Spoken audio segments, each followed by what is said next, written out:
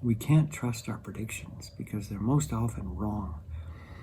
Our minds know very, very little about our bodies and the actual physical state that we're in.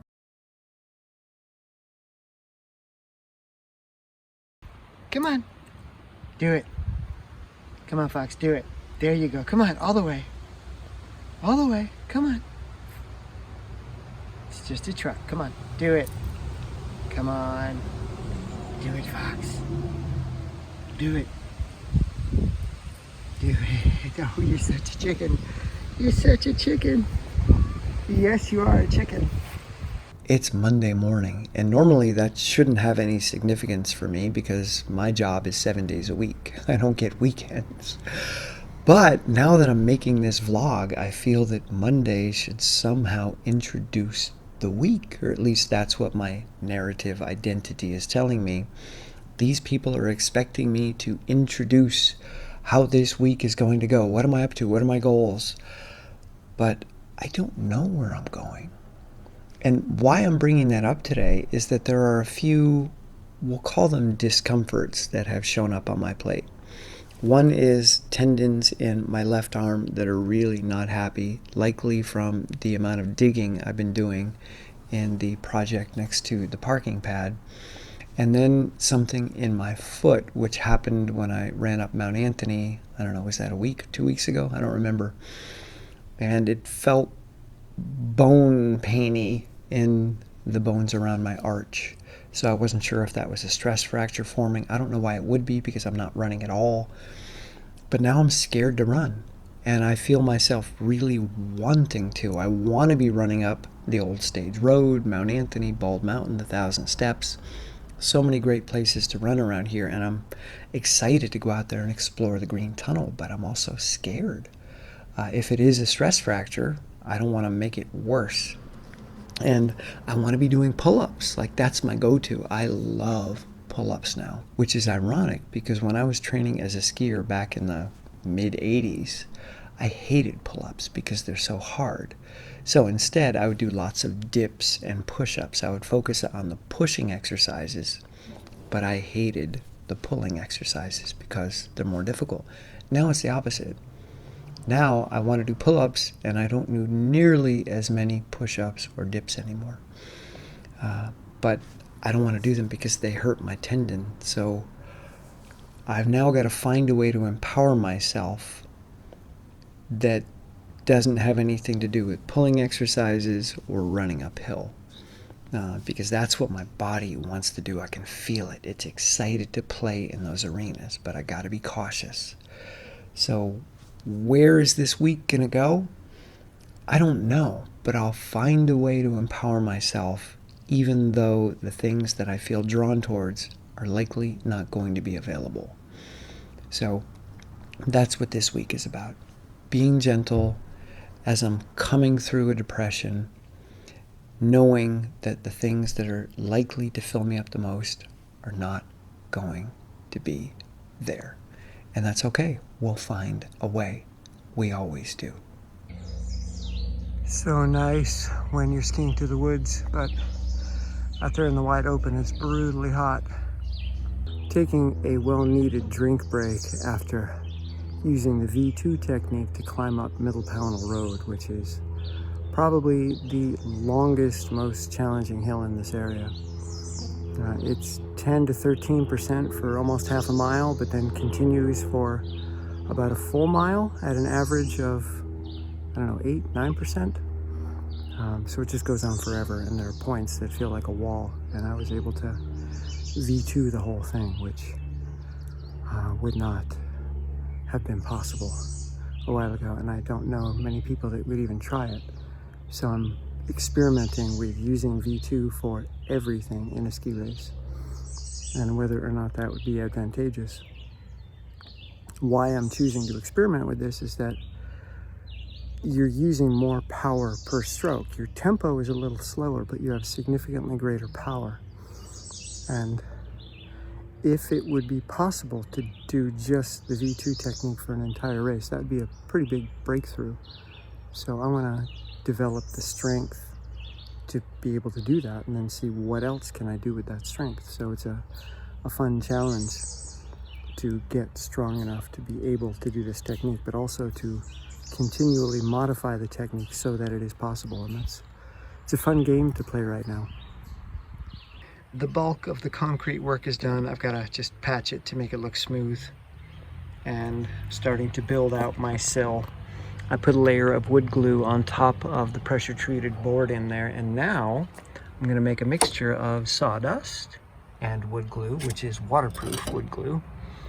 And I'm going to drop that, and then I'm going to level this even more, and with the sawdust it'll allow me to do that a bit easier. I can just kind of shape it without it running all over the place. And I'll make that level, and then I'll put the sill in, and we're good to go. It's a good idea to save sawdust because you never know what you might need it for. My dad uses it to build sculptures. So he carves out the main structure and then does sawdust wood glue combo to round it out, to shape it.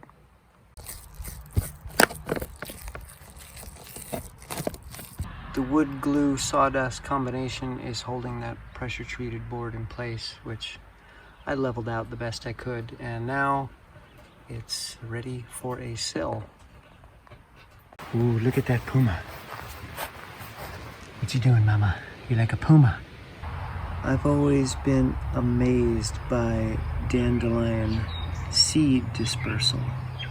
The flowers don't look anything like what the seeds create, these transparent domes. So cool. They're almost prettier than the flowers themselves. Fun ski today. I bumped into Luke Rizzio, who was also skiing the airport loop, and Luke goes to high school here in town. He's the Vermont state champion for Nordic skiing and one of the best in the country. Really extraordinary athlete. So I skied with him for a few miles. That was fun. Had a chat about training. It's hot today, but not as hot. It's maybe 81 degrees, whereas yesterday was 88.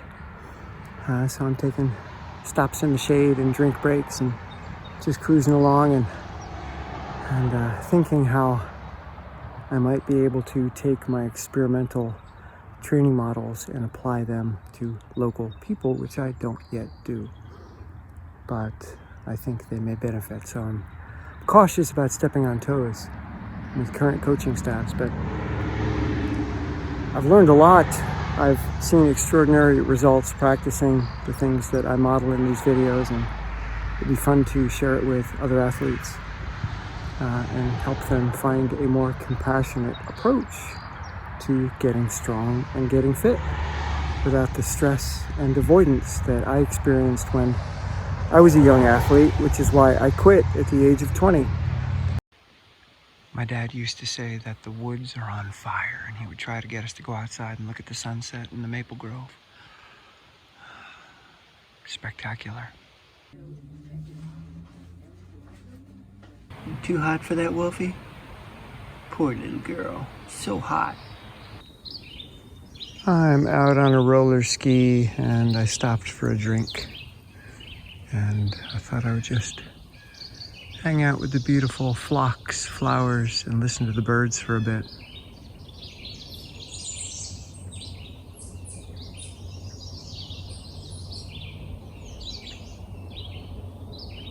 There's a note on my door. Why, thank you. The concrete work is mostly done. That's the beam that I replaced. And this is where the sill is going to rest. So that's got to firm up. And then I put the sill in. I've got to still frame it out here. And the door goes in. I'm sitting in my driveway enjoying the green and bird song and avoiding going into town because it's going to be a scorcher. So I thought I would finish the book, The Truth About Things That Suck by Mindy Henderson.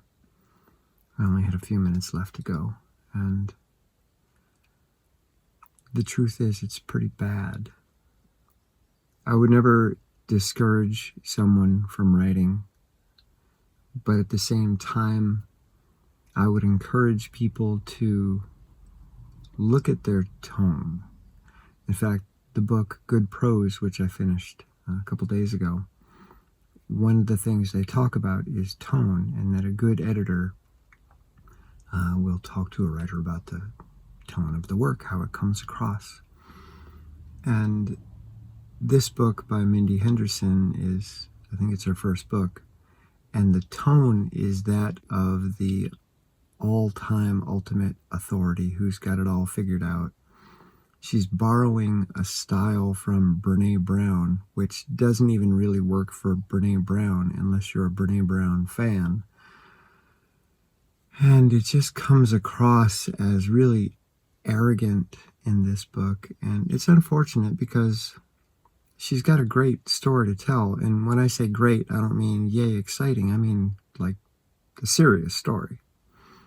She's got muscular dystrophy and spent most of her life in a wheelchair, so she knows quite a bit about things that suck, but her tools and her suggestions, her advice is not that of someone who has a great deal of experience with counseling or therapy or philosophy or an understanding of what a brain is and how it works. So I didn't find a whole lot of truth in this book. What I did find was somebody desperately searching for meaning and significance, and someone that needs to believe that everything happens for a reason and that there's a higher power that chose her to have this disability because it's what was going to make her into the champion that she believes herself to be. So yeah, I'm not a fan of people believing that everything happens for a reason, especially when they say that that bad thing happened to that other person so that I could learn the lesson of compassion. She says this. That homeless person teaches me gratitude, so it was necessary for them to be homeless so I could learn gratitude for the things that I have. Stuff like that. Very solipsistic. Yeah, I had a rough time finishing this book because it was so bad and it upset me so often. But it's done, and I guess that's why I sat here to just get it done while I was still in a beautiful green environment. Okay, off to the studio now. I'm going to try to get a roller ski in before it jumps into the 90s. It's very humid. Going to get thunderstorms this afternoon. I'm just getting back from a very humid 90-degree roller ski, and I turned the AC on, but it's not doing anything. I don't know if it needs a new filter or some new Freon or how it works, but it's hot. But I'm very happy I went. You look at the temperature and you're like, no way am I going to go out there. But it was actually good. I had a good time and I learned a lot. Made some big technique improvements, so I'm really happy I went. One of the local manufacturing companies listed on Facebook Marketplace that they were giving away some pallets. So I went to check them out, and I got 3 very wide board pallets. They're 6-inch hardwood boards, and they're in great shape. So what I'm going to do is take the nails out, cut the boards at the end where they're a little bit cracked, and I've got a ton of project wood for a shed. This is going to make a fun project.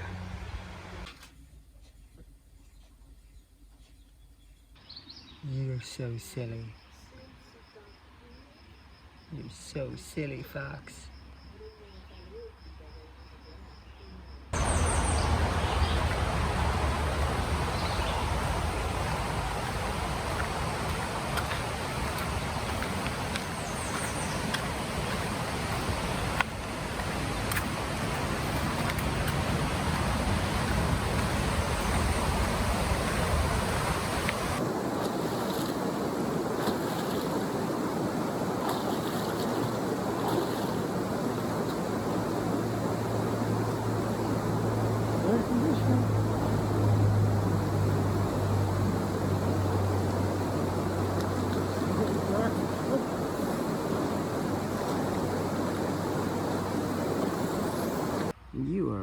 very big spider.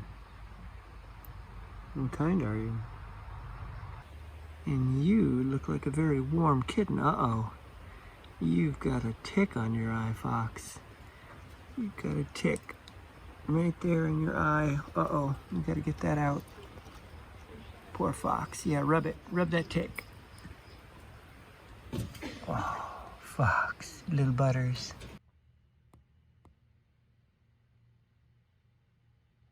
It is a very low energy morning, and I am finding myself dragging and totally unmotivated. Woke up at a little after 6, got out of bed, came to the studio, and just, it's not changing, it's not shifting. So I'm dressing myself for roller skiing. I'm going to put myself outside, and I'll see what happens. I don't know, I never do.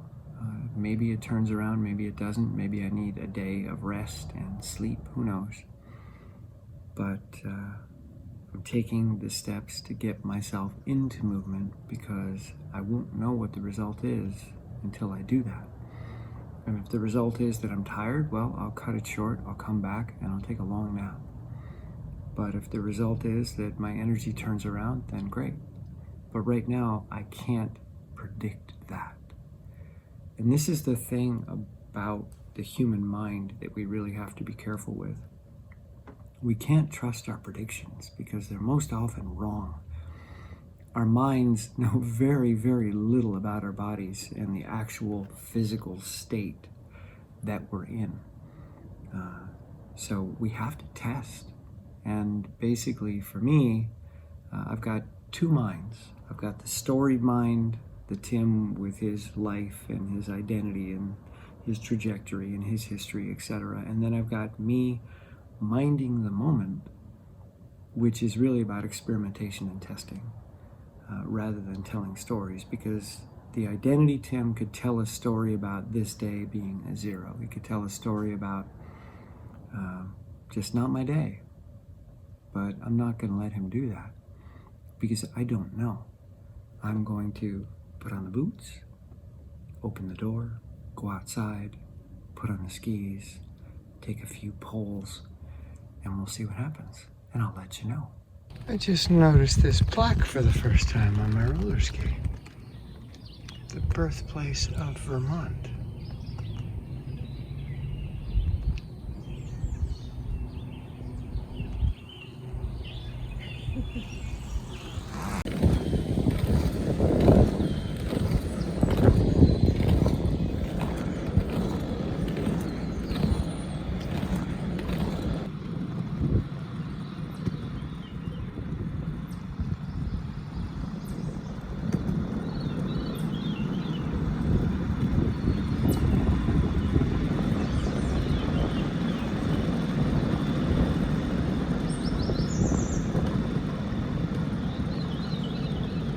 I'm so excited and I just can't hide it. They paved the hill that I wanted to film on.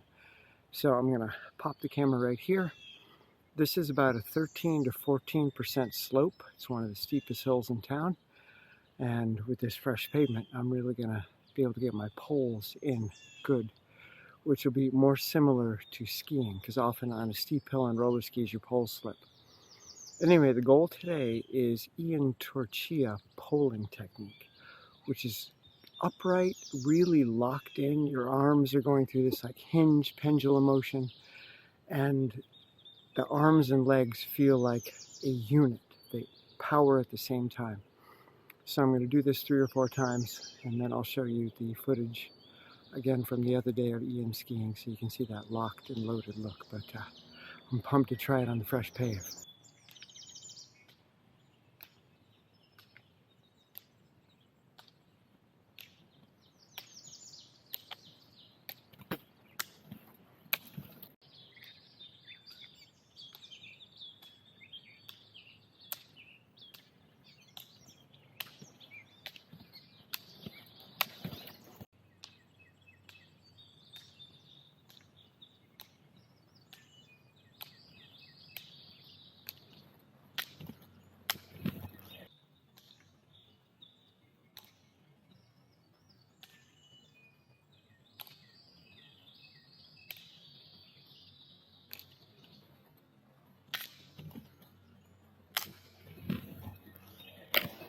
It is now 8 hours after I made that first video, and the day turned out nothing like my imagination predicted.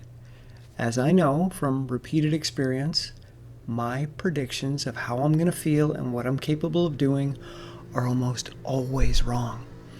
So my roller ski started very gently. I was kind to myself, I tooled along, but then I just kept going, and because I was tooling, I started to feel really good. I wasn't pushing myself, and that allowed my body to wake up and re-energize. And before you know it, I thought, let's go towards New York. That'll make it a pretty long ski, and once we're going in that direction, we're kind of committed. And as I got out towards New York, I was feeling really good. I saw some fresh pavement and thought, maybe I'll film some hill repeats. I'm working on an Ian Torchia arm carriage, which starts a little higher and then comes down to here rather than coming down. It's interesting higher up, and I like it. Anyway, my ski continued for 22 miles, which took me 2 hours and 11 minutes. And I felt fantastic. It rained for the last, 35, 40 minutes of the ski. I didn't care. I'm getting wet. The roads are a little bit slippery, but I was good. I was having a blast. Came back here, did some work, hopped on the elliptical, cranked out an hour watching the track meets in Florence, the Diamond League. And when I was done with that, I hopped on the polling machine and did 30 minutes watching the men's 50-kilometer classic world championships in 2015. And you may be able to tell, but my energy is pretty high. So 2 hours and 11 minutes plus an hour, 3:11 plus 30, 3 hours and 40 minutes of training, of exercise, in addition to the work I've been doing all day. And I feel incredible. I feel like I could run a marathon, literally. And I'll probably do some more tonight on the treadmill when I get home.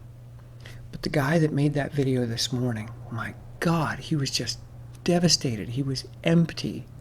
There was nothing up here and there was nothing down here, or at least that's what was being represented to me.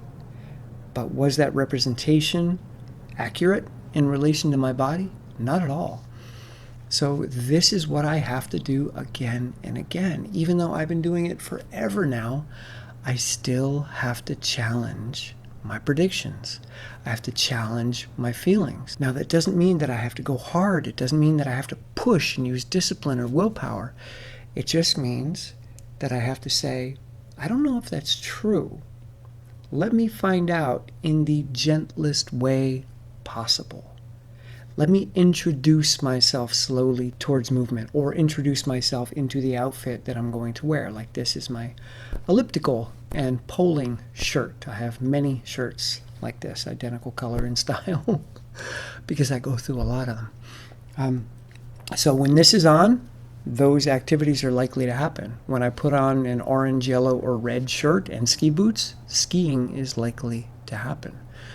So getting into the uniform is so essential, and not believing my predictions. But even if I had gone out there and felt like crap, I could have negotiated the pace. I could have said, okay, slow down. How's that? Do you still feel like crap if we go slower? And if the answer is no, I feel pretty good at this slower pace. Okay, let's continue at this slower pace. I can keep dialing it down until I find a pace that I'm comfortable to move at.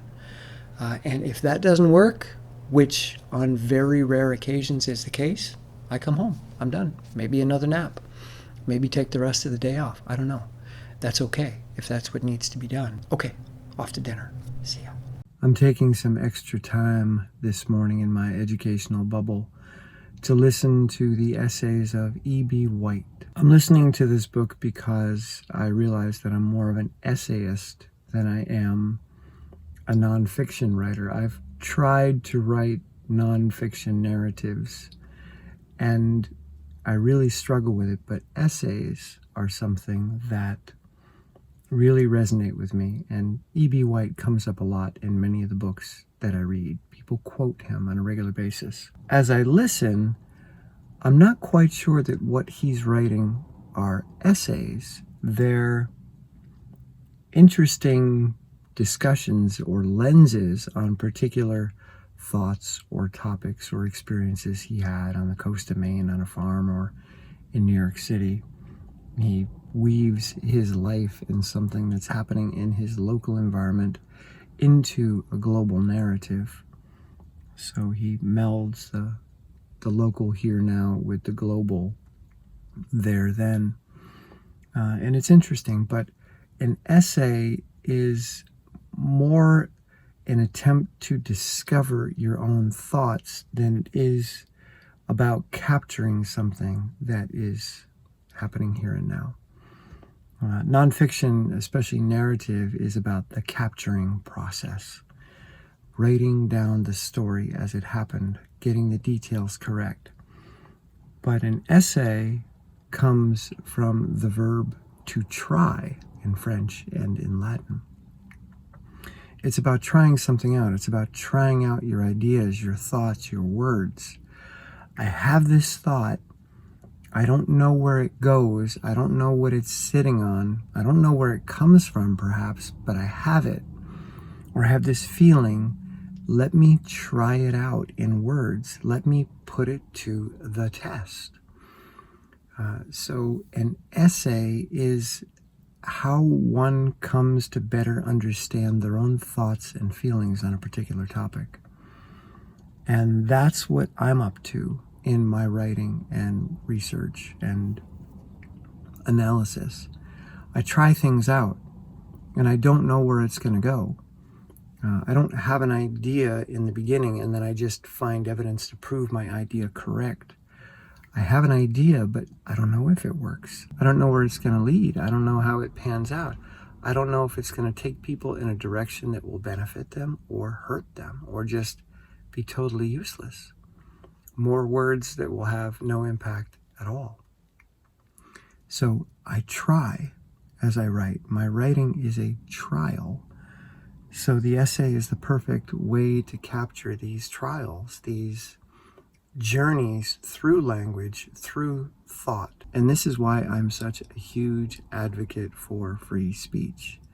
Because being allowed to communicate your thoughts and your ideas, especially through the essay process, the process of trial, one gets to better understand what it is that they believe, what it is that they feel, what is sitting on solid foundation and what isn't. And if we're not allowed to work through our thoughts in written and spoken language, then we don't know what we actually think. We don't know what we actually believe. We just yell slogans back and forth at each other, which is becoming more and more common, it seems, that no one's allowed to discuss things. You're simply supposed to pick up a slogan and use it to bludgeon your so-called opponent, rather than sitting down and say, okay, let's work through this. Let's discuss this. Let's both be present to what these words actually mean and what they do when we put them together. Let's go on that journey with each other. And as a team, we can come to a better understanding. Your opposition doesn't hurt me. Your opposition brings me to a better understanding. Your opposition helps me to find the flaws in my logic or my thinking. So thank you for opposing me in speech. Thank you for debating me. You've made my position stronger at the end. Not because I've dug in my heels, but because I better understand the topic at hand. Sunday is coming to an end. I'm just finishing up a strength workout. I was doing some neutral pull-ups, sets of 4, and had a really good long roller ski today. My training is going to be about 20 hours for the week, so almost 3 hours a day. I'm feeling good, feeling strong. Whatever was going on, I think, is mostly in the rearview mirror. There were a lot of things. I had the wisdom tooth, I had the tick bite, Lyme disease. I've been on lots of antibiotics and haven't been sleeping well. Who knows what else? Lots of projects at home. I'm working non-stop. I get up in the morning and it's go, go, go until I go to bed. I don't take a day off. I don't just hang out and relax. Anyway, feeling good. So looking forward to starting next week. I've got a race on the 7th. So I think that's Wednesday night in the Catskills of New York, an uphill mountain race. So looking forward to that. The big race on the horizon for me is the Lost Nation Roll. It's a roller ski race in the beginning of July in Craftsbury, Vermont, and a lot of the U.S. ski team will be there. So I'll be competing with them. It'll be fun to not only look at their technique and just see the immense power they put out, but see how much I've improved since I did that race in 2021, I think. And so that's the one that's got me excited. There's a few races in between that I may do. The Catamount Ultra Half Marathon in Stowe, Vermont, June 25th, I think. There's also the Mount Greylock Half Marathon Trail Race, maybe the weekend before that. We'll see. Anyway, I'm just kind of bouncing around as usual. And I'm going to bounce myself into dinner now. And I will see you in the next one.